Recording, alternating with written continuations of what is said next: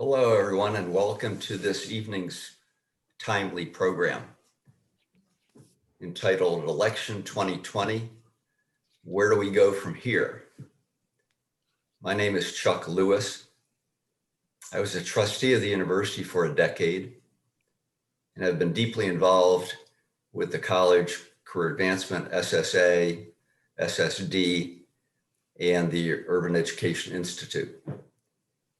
I am also an amateur observer of politics, and since 2007 have written limited edition commentaries, variously called Obamograms, Pete Posts, and most recently, Biden Briefs.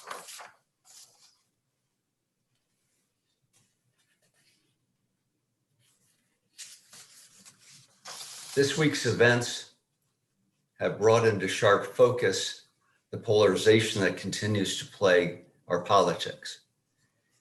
We also saw the highest voter turnout of any election since 1876. Both that 1876 election and this one were protracted affairs and held an unflattering mirror up to our country and its electorate, much like the 1968 election did.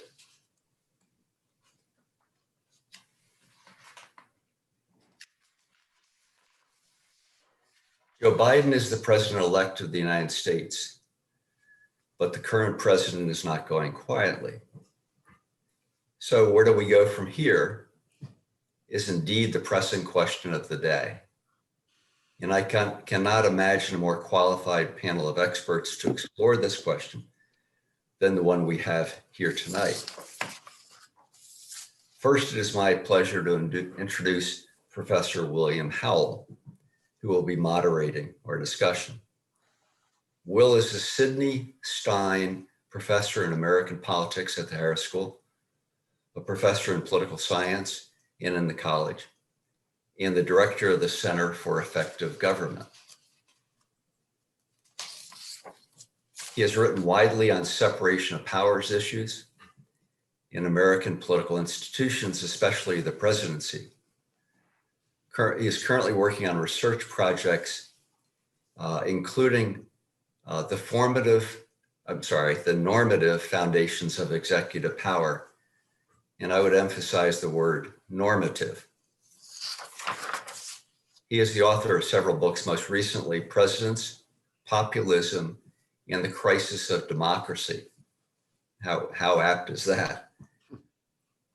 I heard Will on a panel last month at the Humanities Festival, and last week on both a UChicago panel and on CNBC. So he's in much demand. I should say, in reciting bios like this, I always come away feeling badly. And now to our panelists. As most of you know, David Axelrod is a leading political commentator and the former chief strategist and senior advisor to President Barack Obama. I recall meeting David first in 2003. David, an alumnus of the college, is now a distinguished senior fellow at the Harris School, is founding director of the university's Institute of Politics, and is a senior commentator for CNN, where we heard him nonstop last week. He is also the host of the top-rated X-Files podcast. David is also the author of the best-selling memoir, Believer, My 40 Years in Politics. Catherine Baker is a leading scholar in the economic analysis of health policy and currently serves as the dean and the Emmett Dedman Professor at the Harris School. Kate's research focuses on the effect of health system reform, a hot topic during the campaign and once again before the Supreme Court. Kate has been elected to many bodies, including the Council on Foreign Relations and the American Academy of Arts and Sciences. Among other things, she serves on the Congressional Budget Office's panel of health advisors, is a trustee of the Mayo Clinic and is on the board of directors of Eli Lilly. As you may know, Lilly is in the spotlight currently for its new COVID treatments. And finally, I want to note that Damon Jones, an associate professor at the Harris School, was slated to be here, but at the last minute had a conflict. So thank you all for joining us this evening, and I will turn it over to Will. Terrific. Thank you, Chuck. And what a pleasure it is to be joined with David and Kate in this moment. It is an anxious moment and a divided moment and a tumultuous moment in many ways for our country. And your charge is to give us some bearings and to give us some perspective, to get a sense of the bigger picture. I think we've been, I've just recently slowed down on how many times I refresh my page on election returns but we're not here to kind of gather in that spirit so much as it is to try to take stock of where we've been and where we're going at a slightly higher level. And yes, it's too bad that Damon Jones couldn't join us. He is, while we're going to be talking about how we get our bearings, he actually is setting to work on doing some good work for the Biden administration. And so, Kate and David, look, when years from now, when the history of 2020 is written, it's going to be told about a pandemic and tumultuous politics and a presidential campaign. Those are going to be the two top lines, and we're going to be trying to make sense of both them individually and how they interact with one another. And both of you have a deep well of experience in these spaces. And so let's get after it if we can. Kate, if I could start with you. Look, this pandemic has had an enormous toll on our country. We're at 242,000 people and counting who have died. We still don't know what the long-term health implications are going to be for those people who suffered but may have recovered. The elective surgeries that were put off, mental health that has suffered under the weight of this pandemic. And there's been a lot of talk about how the government ought to respond in its capacity. And we should note from the top, there's sort of governments, really. It's the federal government, but also a lot of activity at the state level. And as you were sort of thinking about the stakes involved with these elections, let's note, there's a presidential election, but these elections, the stakes involved in terms of how the country would respond to this unfolding and mounting pandemic. What sort of thoughts, how were you making sense of it? What are the stakes involved to your mind? Well, in so many public policy issues, we say the stakes are life and death, but it really is life and death right now. And we've seen the sort of out of control spread of the pandemic in a way that's overwhelming healthcare systems, that's exacerbating an economic deep recession that is disproportionately hurting the very same populations that are disproportionately harmed by the pandemic. So it's really a very fraught situation for so many families around the country. And the stakes are only getting higher, not just because the illness rate and death toll is mounting, but because of the good news too. There's been great news in the last week about the potential efficacy of a vaccine, about the availability of therapeutics. All of that is great news in the long run. And the question is, how quickly can we get to that long run? And it's not tomorrow, and it's not next month. It's going to take, in the best case scenario, months and months to distribute, administer, track a vaccine, to distribute limited doses of therapeutics, all at the same time that we really need to be suppressing spread of the disease.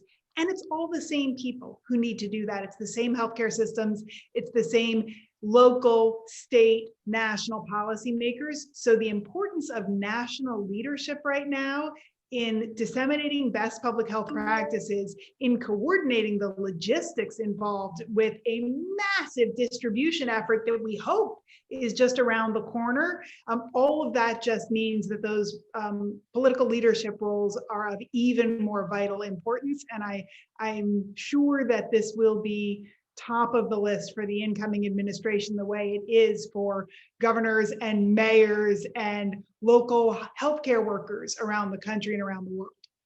So are there, when you think about then stakes, there are concerns about like capacity and building out these systems. There also are like policy choices that one may make. And later on, we'll talk about the Affordable Care Act. We'll get to that. But right now, let's just think about the nation's marshaling a response to this crisis. Was it your sense that not just vis-a-vis Biden and Trump, but Democrats and Republicans around the country, that there are different takes on how we might respond, different policy choices that might be made that also figure into our assessment of the stakes involved in these elections? Well, that seems like an understatement to me. Yeah. That you see such different perceptions of the underlying risks, of the validity of the science, of the best practices that people ought to be adopting, of the role of the government.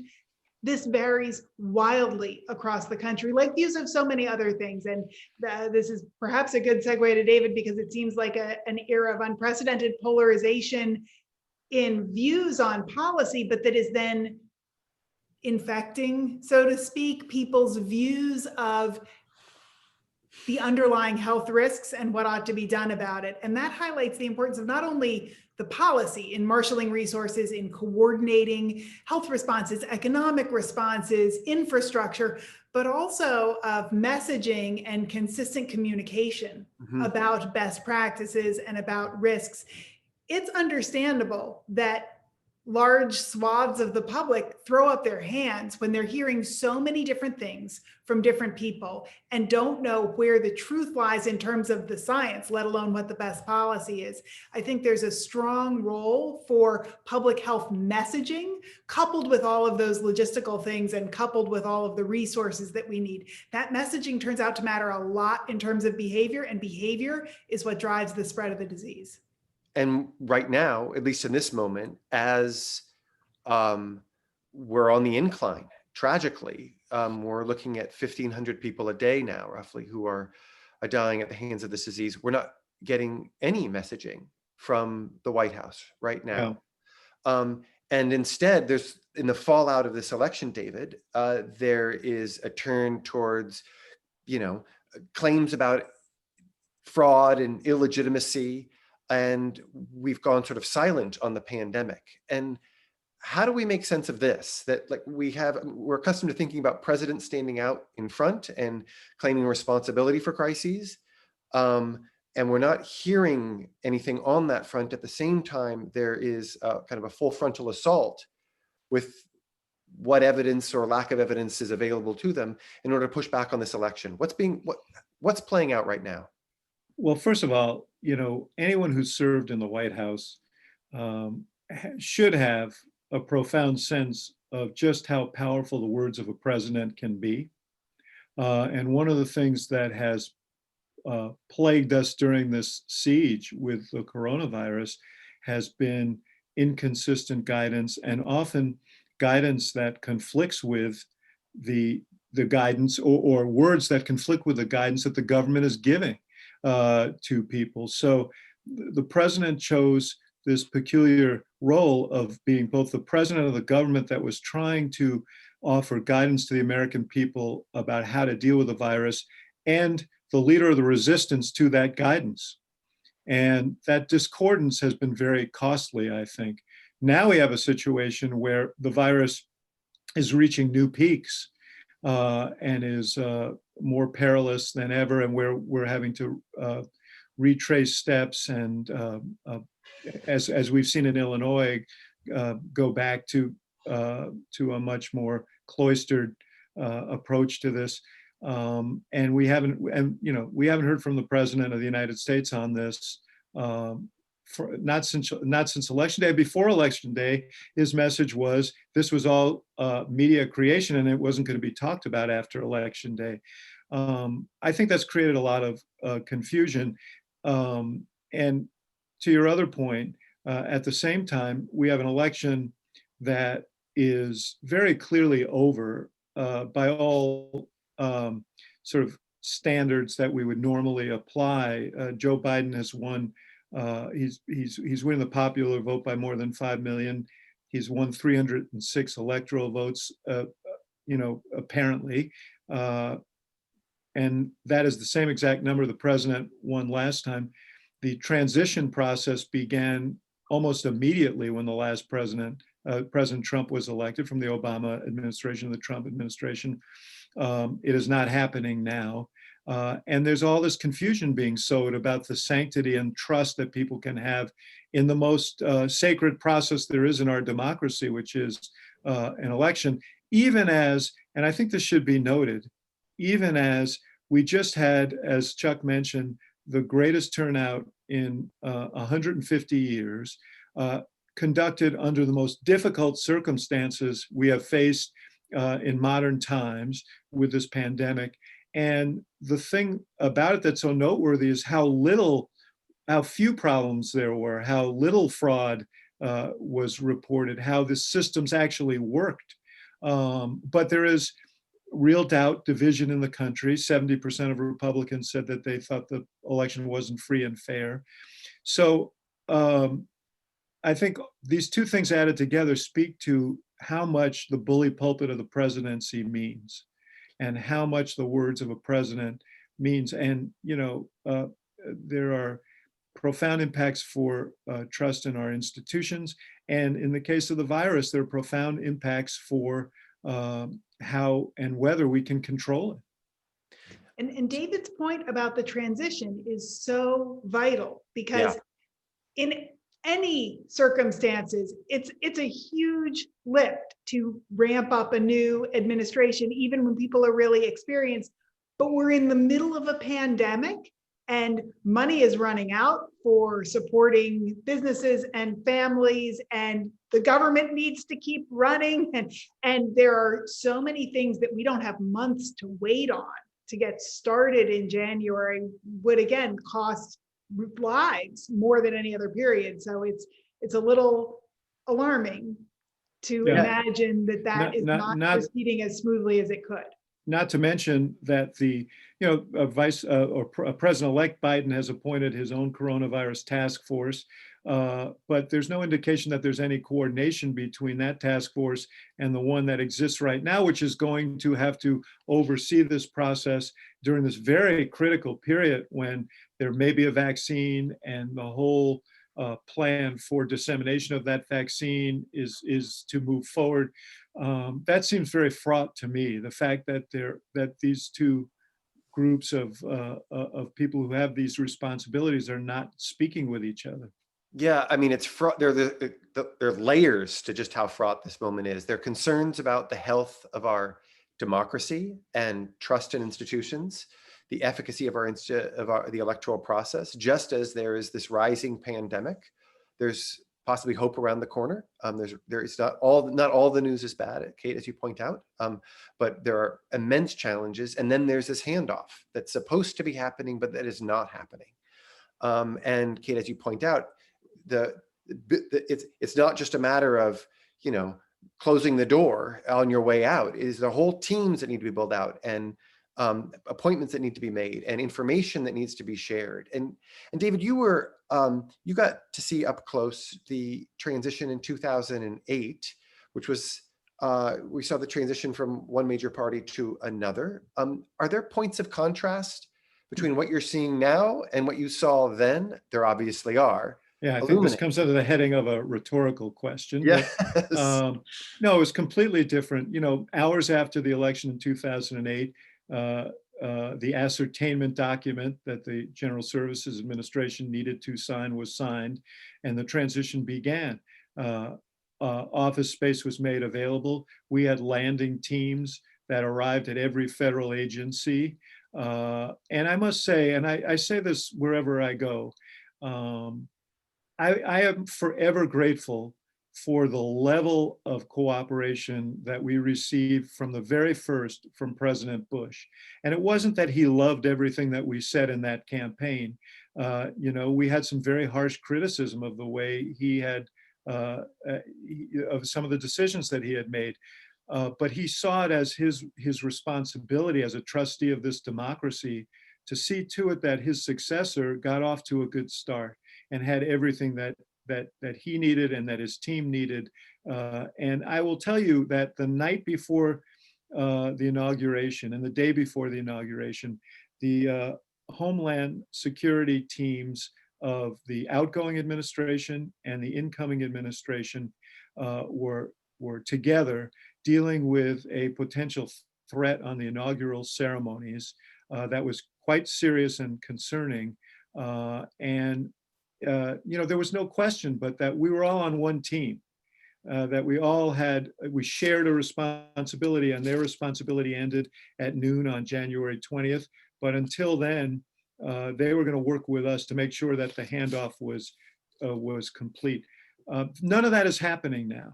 None of that is happening now. I think that President-elect Biden has tried to downplay the impact of this and indicate that we're moving forward. And that's probably the right thing to do, because I don't think you want to create a panic in the country that things that should be going on aren't going on, or that somehow this isn't going to end in the appropriate way.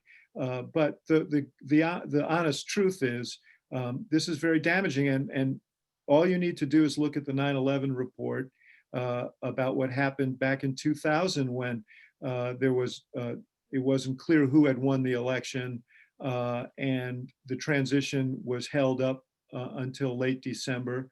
And that was one of the items that was cited as having slowed down the new administration in doing the things that were necessary to get their arms around some of these threats. So there are serious consequences to this, and it's deeply concerning. Kate, do you worry about, both of these fronts, both the concern about the handoff to the extent that it's happening, right? That this is not, the information isn't being shared, there isn't coordination, and concern about the lack of trust in institutions and lack of trust in political elites more generally. Both of those things will hamper in the weeks and months ahead our effort to deal with this pandemic, no? I very much agree. I think there's some, short-term enormous decisions that need to be made about infrastructure for distribution of medicines, about what the right stance is for trying to stem this rise in incidence of the disease. Hospitals in parts of the country already overwhelmed. That's obviously immediate, but there's this longer term erosion in faith in deliberative policymaking, evidence, being held to account for a set of facts, for truth telling. At the Harris School, we are dedicated to analytical approaches to policymaking, to grounding decisions in evidence and rigorous thinking.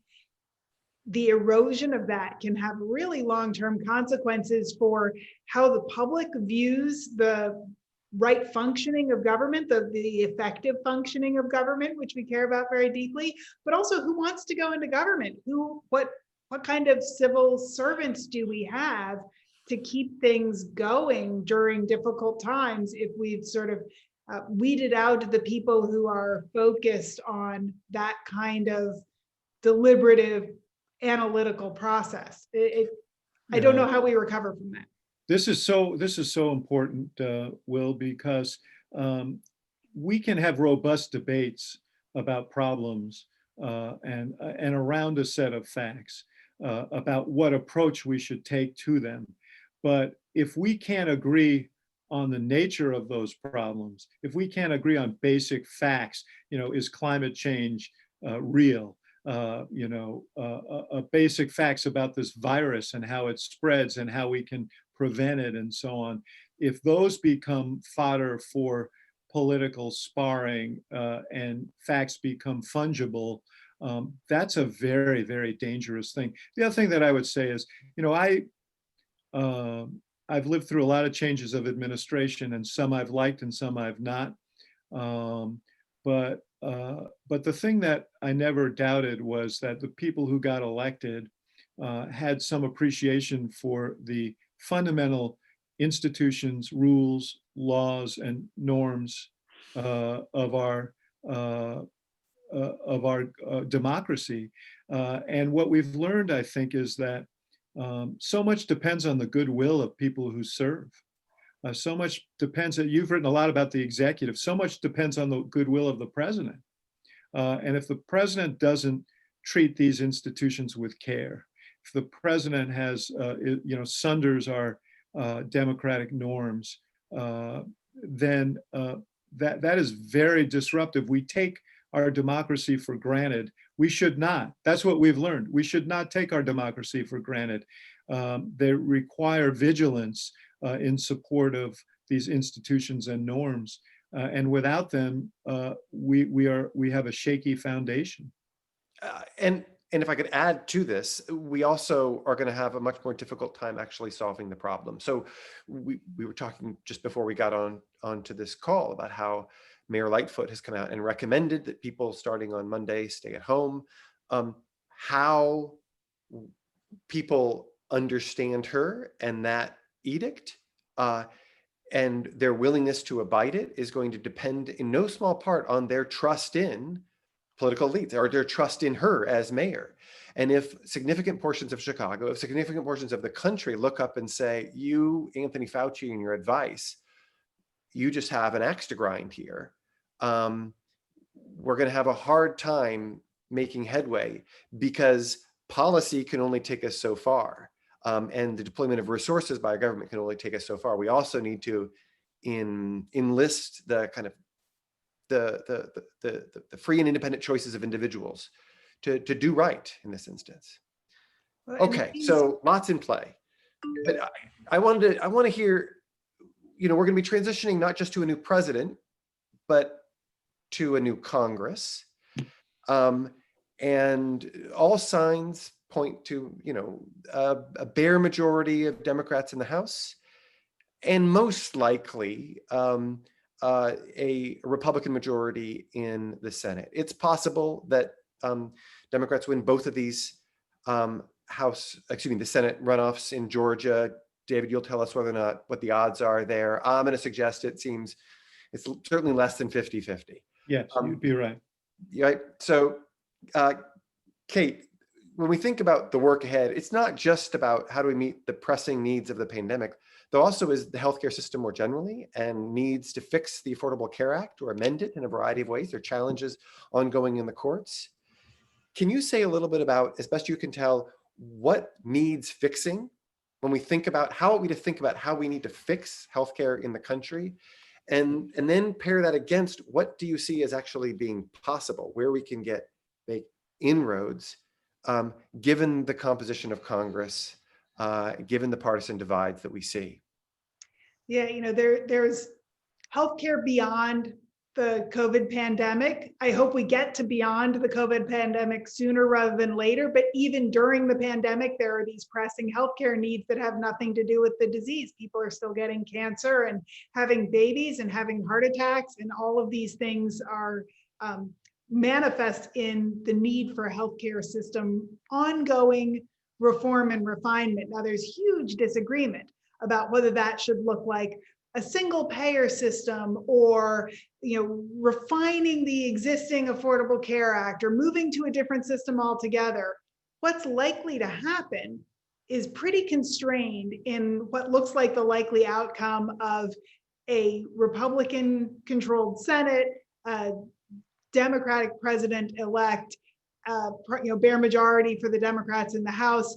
That, to me, suggests that legislative action is unlikely in the overhaul the healthcare system sense. So we can sort of take off the table some of those really big changes that some people advocate for.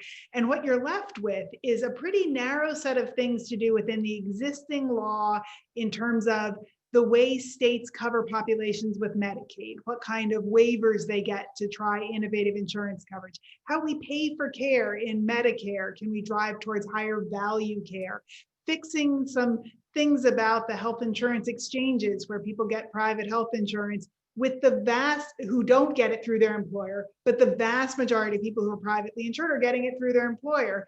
And then there are millions of people who are falling through the cracks. And how you cover people who aren't currently covered by one of those patchwork systems, and how you get healthcare spending devoted to care that's a really high health value, so that we can get more health for every dollar we spend, maybe spend a little less and have more money left over for things like education and transportation and housing.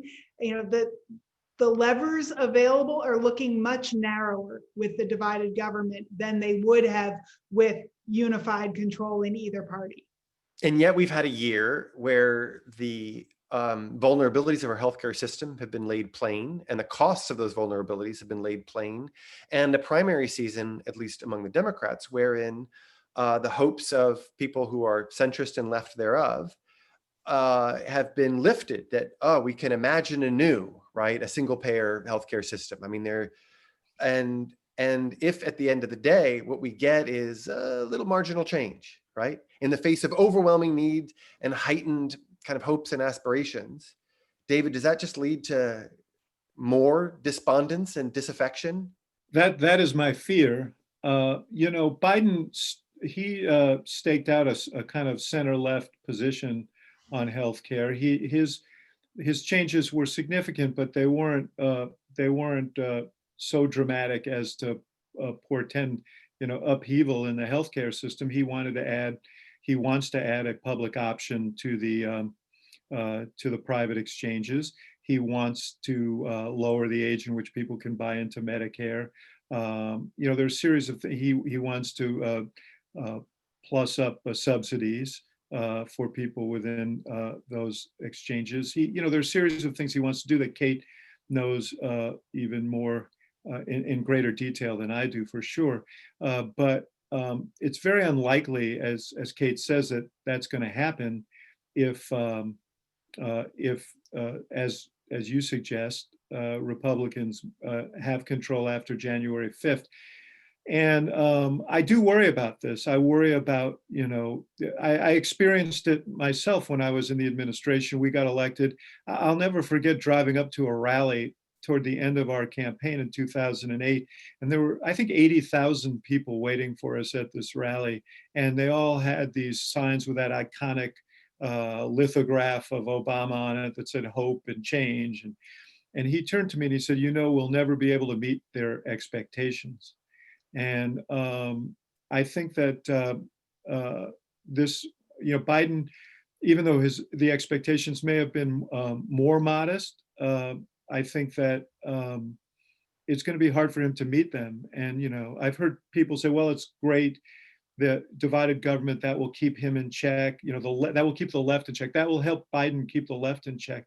But I think he has to deliver here.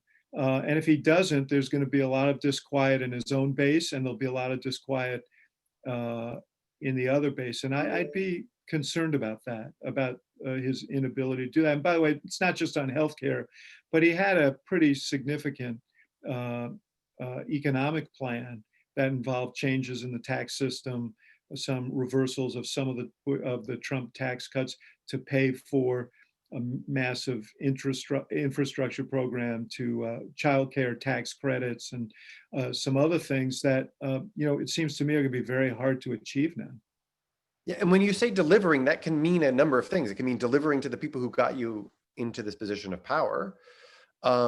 It can also mean deliver in that, like, we have real problems, like we've got to get a handle on here.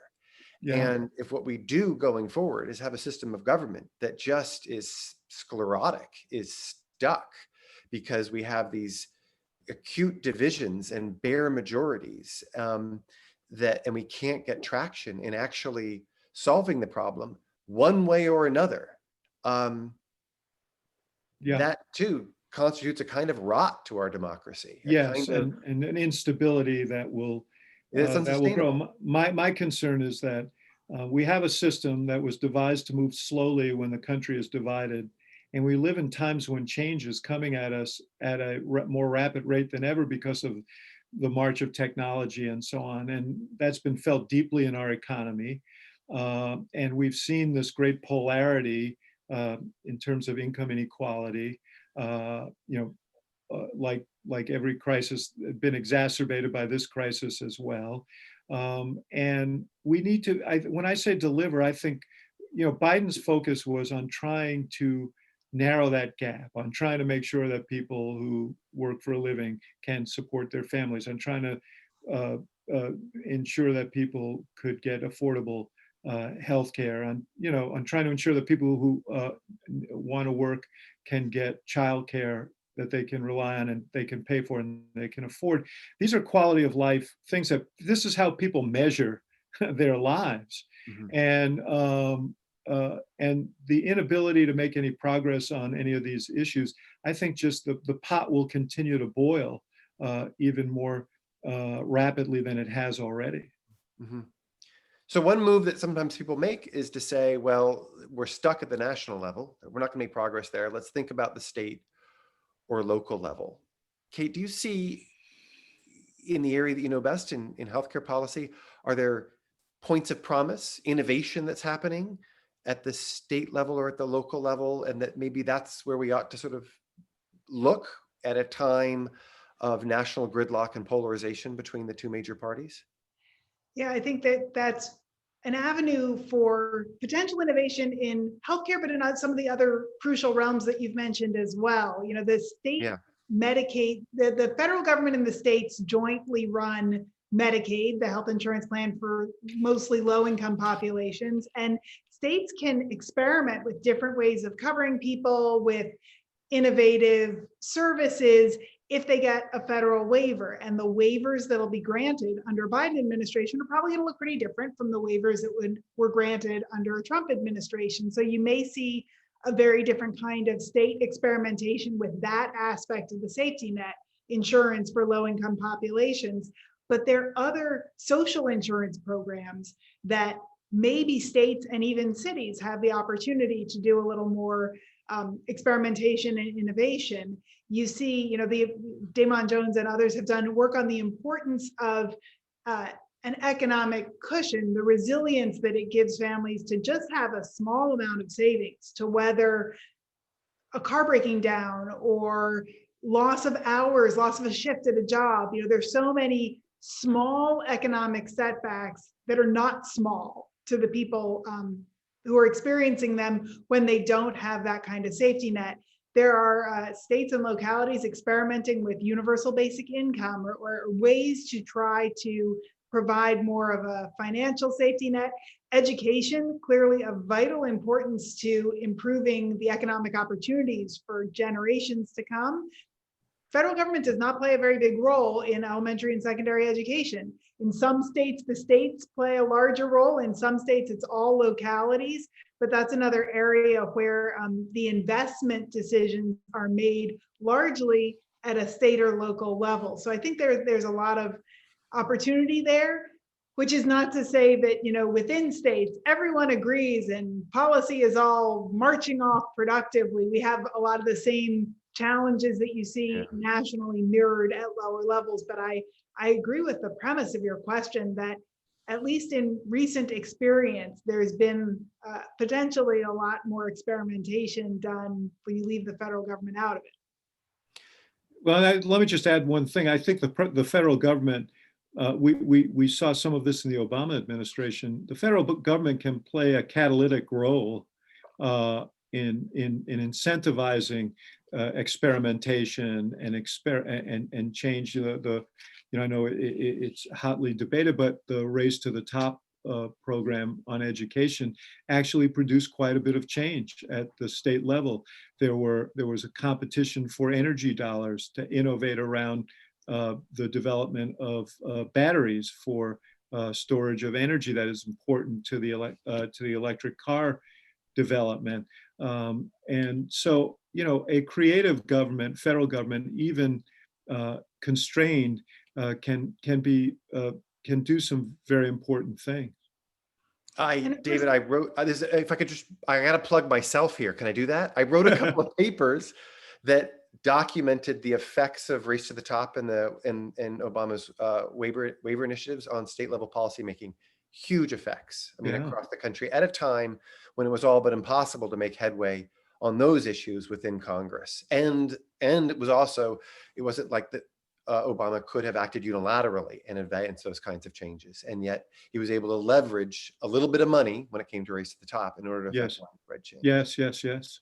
Right. Yeah. So the federal government as partner is sort of an alternative model to the federal government Mhm. as the main driver that seems less likely in the next few years that we have. The federal government is partner to the states in catalyzing or facilitating. Federal government is partner to the private sector. When you, not to come back to healthcare, but when you look at the development of new medicines, vaccines, therapeutics, the federal government can play a really important catalyzing role, but you really need the kind of innovation and rapid movement that you can get with partnership with private sector innovation. And the government can shape that, can have really important balancing effects on distribution and equity, but it can't do it alone.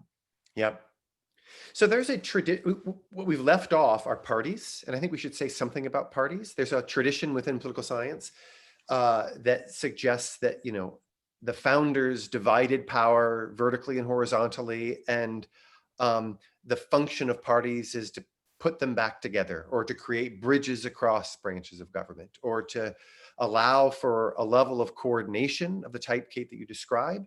That wouldn't occur if all we had were atomized individuals running for power and exercising whatever authority is vested in the office that they occupy. It's kind of a hopeful characterization of what we might get out of parties. But we live in an era of polarization at the elite level, and lack of trust and division. And we also are living in a period where what these parties stand for, and I want to single out the Republican Party here in particular, vis-a-vis its relationship to Trump, is very much being worked out in real time. And my sense is that part of what's going on with this contested election is in part a game that's not just about the transfer of power, but it's also about Trump's relationship to the Republican Party. I don't know if that resonates at all, David. I'd love to hear your thoughts about what you see playing out. And you can pick either party, frankly, but I think that we see the Republican Party in particular being played out on our screens as we see people lining up behind him as he's contesting this election, with an eye towards, what is 2022 going to look like? What is 2024 going to look like? And what is the Republican Party going to stand for? Look, I think that's going to be a big discussion. And I know there are a lot of hopeful never Trumpers who believe that if Trump were defeated, that Trumpism would be defeated as well. Remember, I mean, Trump got elected on an anti-immigrant protectionist platform that was quite different than, Mitt Romney's, 4 years earlier, John McCain's before that, and the party became an adjunct to Trump as much as Trump, a leader of the traditional party. And the core of the Republican base right now is a more populist base. And I also would add that I don't think that whether Trump, I think Trump is leaving the White House, but he's not leaving the scene. He's going to move down the block. He said he's going to, we hear he's going to have a leadership pack, might declare that he's going to run again in 2024. He's not going to cede leadership of the Republican Party back to more traditional Republican leaders. So I think that they've got a lot to sort out over there. On the Democratic side, there's a tug and pull. The base of the Democratic Party now is in metropolitan areas. It is a culturally liberal base. On economics, I think there's more division, but there is, and you saw it in some of the back and forth between members of Congress after the election. Members of the largest number of new members in Congress over the last 4 years have been in suburban areas. They were very, very leery of mentions of socialism. They were very uncomfortable with issues on policing, defund police, and so on. That became rallying cries for Trump, and probably helped some of the Republican candidates even more than it helped him. And Democrats need to sort out those differences within their own party. I would say that in terms of goals, there's more commonality between people on the Democratic side. Ultimately, everybody notionally wants healthcare for everyone that they can afford. Everybody wants access to education that is affordable. Everybody wants fair wages, and but there's a big difference about the pace and the nature of how we get there. And I think that battle will go on too. But it seems to me the Republicans have the more profound problem now, and they have to consider. A prominent Republican said to me the other day, "Our problem is we're growing where the country's shrinking, and we're shrinking where the country's growing." And I think that was a pretty apt way of summarizing the problem that they face. We have a question that builds on your answer, David, that I want to bring forward. This is from Larry Strickling, our friend and neighbor here in Hyde Park, who's wondering, let's set aside Congress for the Senate for the moment and recognize that Trump is likely to stay front and center in public debates. How do you see this affecting Biden's ability to govern? And what recommendations would you offer to Biden on how to deal with Trump's continued presence in our national politics? Yeah, I mean, I think it's going to be a big challenge for him, primarily because to the degree that Trump makes any sort of cooperation on issues tantamount to treason on the part of Republicans, it is going to really constrain Biden's ability to act. He's also going to be, commenting in real time on every aspect of what Biden is doing. I mean, I think that we've been told for some time, for example, it is going to take a period of months, and not just a few, but many, to get this vaccine to the largest number of Americans. And as sure as I'm sitting here, I'm sure you will hear from Trump come March or April. If I had been there, we would have gotten this vaccine to people right away. Mm-hmm. I mean, so in addition to the sort of structural issues of dealing with Republicans who are frightened of Trump, there is Trump using his platform to comment on a daily basis about what he perceives as the deficiencies of Biden. And no president has really faced that before. Alexis asks, how much will the politicization of the federal workforce, particularly at the executive level, impact the execution of policy, especially with Schedule F executive order and the conversion of Trump political appointees to career positions at historic levels? The generalization of that is, Kate, think about the executive branch and the administrative state in which you have worked and overseen in important ways, has a mix of career sort of civil servants and also political appointees.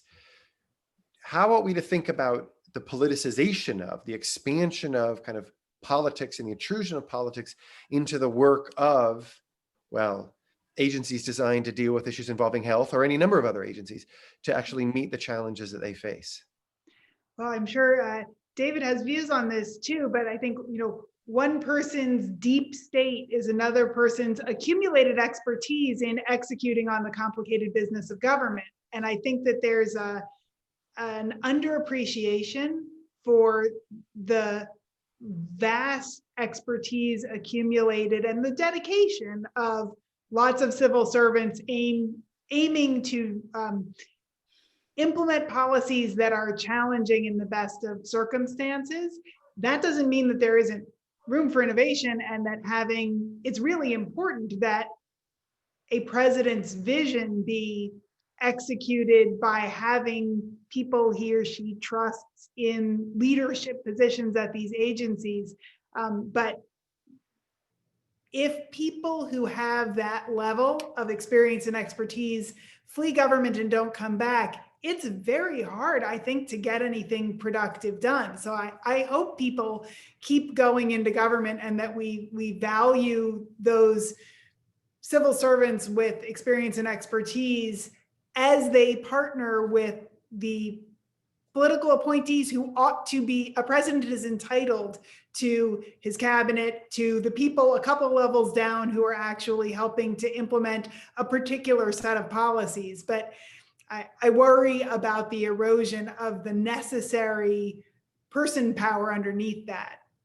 Yeah, I agree with that. Look, there isn't a president who at some time or another hasn't been frustrated by the bureaucracy and by, career people who may move more slowly on a priority or have different views on a priority. But I think most presidents also understand that wellspring of expertise is absolutely essential to the functioning of government. And most political appointees understand that ultimately, yes, they work for the president. Yes, the president has political priorities, but the functioning of government, the smooth functioning of government, is also a priority for the president, and working cooperatively with those career personnel is part of ensuring that. Isn't this, though, something that, I mean, yes, the three of us all nod and say that's right, that is crucial, but I think there are significant portions of the public looks up at the federal government and sees the deep state and sees all kinds of lack of democratic accountability and failure and the swamp. And what we really need to do is shut them down. I mean, that not Yeah. everybody thinks that, but that strain of our politics is alive and well. And so it's a real challenge then for somebody who has these sensibilities, who wants to sort of vest discretion and cultivate support for an independent agencies and administrative expertise. That's hard work to do. We can't presuppose that it's simply going to sort of happen. No? Yeah. And there's a legitimate debate to be had about how big people want government to be, what services they want government to provide, what the most effective level of government to provide those services is. There's real discourse that we ought to be having about those fundamental questions of what is it that we want of our government, and people can legitimately disagree about that. That's not what the current debate feels like to me. No. Well, let's just also note that people generally want the services and benefits that government can offer. They just don't necessarily want to pay for it, or they don't want and they don't want people, they don't want the people who have to deliver those services necessarily to have that much influence. But this has, as you suggest, Will, this has become part and parcel of our political time, which is that if people disagree with a decision of a government agency or disagree with government, then that is part of a conspiracy to defraud them of a just result. And we've seen that kind of whipped up.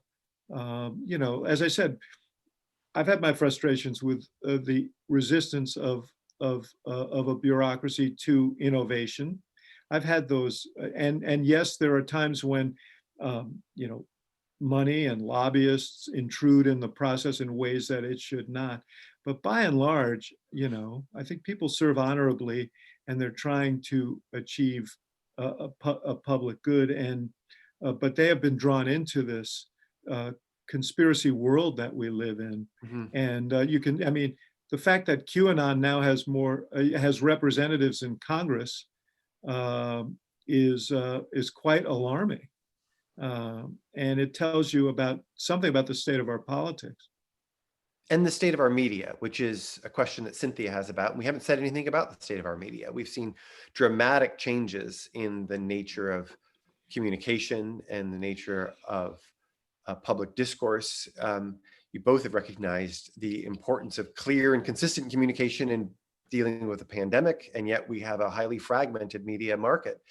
How do the two of you think about the role of the media in good government, and change or trends that you find disturbing, or trends that you find worth applauding, that we ought to, that might breathe some life into our democracy? Yeah, well, I think we've seen the good and the bad. Look, this has been, I think the media has been incredibly important during the last 4 years because, as I say this as a former reporter, I mean, the role of the media, is in part to shine a bright light in those dark corners where we wouldn't necessarily see without them. And in a government that's been unusually opaque, this has become even more important. On the other hand, there is this tension between media as a trust, a public trust, and media as a business. And we're in a highly competitive environment in which the tussle for clicks and eyeballs is more intense than ever. And, partisanization has its rewards. The peddling of unproven theories has its rewards. There are a lot of responsible news organizations out there. There are also a lot of irresponsible organizations posing as news organizations, and back to our initial conversation, sometimes people don't discern between the two, and they have been a cause of some of the friction in our system that we've been talking about all night, and it's one more challenge we have to get our arms around. And it feels like a relatively recent phenomenon that people could live in such non-overlapping news and information bubbles. Yes. You didn't used to be able to exist in a world that was entirely self-reinforcing and where nothing from this other world crept in. And it's both baffling and alarming to me that we have two or more ecosystems that never need to interact and never need to reconcile to find, okay, which part of each of these is true. You can just have your views drift further and further in one direction and be reinforced and think the other people are crazy. Yes. And, I have my views. I think the other people are crazy, but then I realize they think I'm crazy. And that is no way to run a democracy. Yeah, no, we live in virtual reality silos in which our views are always affirmed, only sometimes informed, and everybody who lives outside the silo is alien and maybe even an enemy.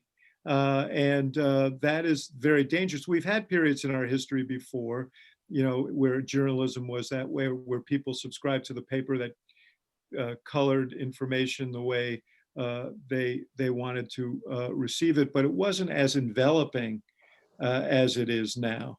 And I frankly don't know the answer. I really don't. I mean, I try and encourage people to step outside their silos. We do that at the Institute of Politics, but it is a really powerful force, and it's one that is accelerating the polarity that we see in our public life. Will, can you say something hopeful now? That was going to be my last question for you, Kate. I was going to, because amidst all of this, right? We've been talking about all these overwhelming challenges. Where do we find hope, right? Where do we find it? So I'll offer an answer, and I'd love to hear from the two of you to wrap it up too. And so I would say that just as there's been a lot of corrosion in the media market, just as there has been a lot of degradation of expertise within the administrative state, and I worry a lot about the health of our democracy. So too are there new voices coming forward.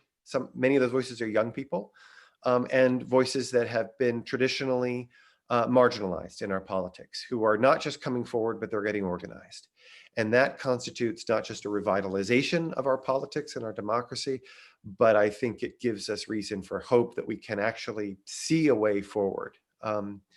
So that's something that I would look to in feeling hopeful. What about you, Kate? And then David, you'll go last. Okay. Yeah, think of something cheerful while I'm talking. Yeah. I think it's hard to imagine making progress on the deep structural problems we've been talking about, on the inequalities, the economic challenges, all of that, while we're in the middle of coronavirus pandemic. Like, I think we have to get past that before we can devote the energies and attention we need to these really deep and important issues. And I have some hope on that front. It's grim right now, but I've been amazed by the advances that we've seen in vaccines and therapeutics and in, the healthcare workers on the front lines and figuring out, even though infection rates are rising at alarming levels, mortality rates, treatments are getting better. I can see the light at the end of the very long tunnel of the pandemic. And I think we will get there hopefully sooner with good leadership and all of the coordination we've been talking about. And then we'll really be much better positioned to wrestle with all of these other issues. So let me expropriate your answer and Will's answer. I agree on that. And it's actually been inspiring to see the mobilization of science. This is one place where I think the Trump administration deserves some credit on this Operation Warp Speed and encouraging the science. I listen, I wouldn't be at the university if I didn't find great comfort and inspiration in these young people who are skeptical but not cynical and really do see their role as trying to improve the world around them. I go home inspired every day when I'm interacting with these young people. And then finally, I just want to repeat what I said earlier. 150 million people came out in this election, perhaps more, in the midst of a pandemic, because they understood that they could grab the wheel of history and turn it in a different direction, or not.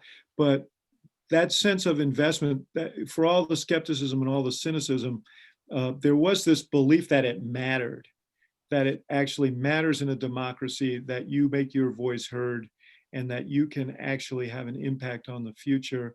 And I was gratified by that. I found that inspiring and awesome. Mhm. So I take some hope in that as well. Hear, hear.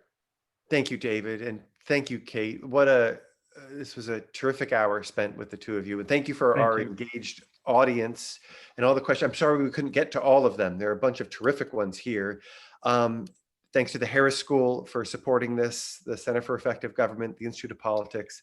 This has really been a pleasure. So, Thank you. Thanks for a great job, Will. Thanks all. Kate, thank you.